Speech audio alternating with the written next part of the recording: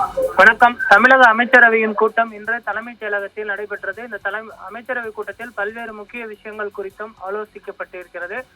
ஆளுநர் உரை மற்றும் உறுதியளிக்கப்பட்ட ஓய்வூதிய திட்டத்திற்கு ஒப்புதலானது அமைச்சரவை கூட்டத்தில் பெறப்பட்டிருக்கிறது.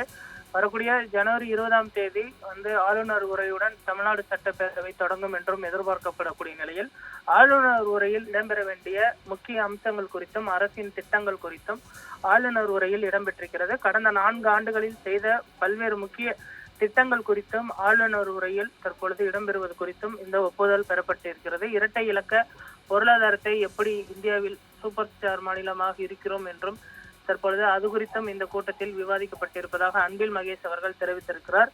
நிதி நெருக்கடிக்கு மத்தியிலும் பல புதிய திட்டங்களை அறிவித்து வருகிறோம். குறிப்பாக லேப்டாப் வழங்கக்கூடிய திட்டம், அதே போன்று மகளிர் உரிமை தொகை விரிவாக்கம் திட்டம், ரேஷன் அட்டைதாரர்களுக்கு 3000 வழங்கக்கூடிய திட்டம் உள்ளிட்ட பல்வேறு முக்கிய திட்டங்களும் தற்போது அறிவிக்கப்பட்டிருக்கிறது.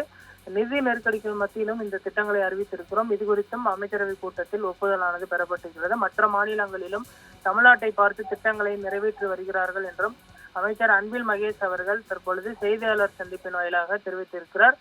அமைச்சரவை கூட்டத்தில் பெறப்பட்ட ஒப்புதல் தொடர்பாக தற்பொழுது செய்தியாளர்களின் சந்திப்பின் பொழுது பல்வேறு முக்கிய விஷயங்கள் குறித்தும் பள்ளிக்கல்வித்துறை அமைச்சர் அன்பில் மகேஷ் அவர்கள் தெரிவித்திருப்பது குறிப்பிடத்தக்கது.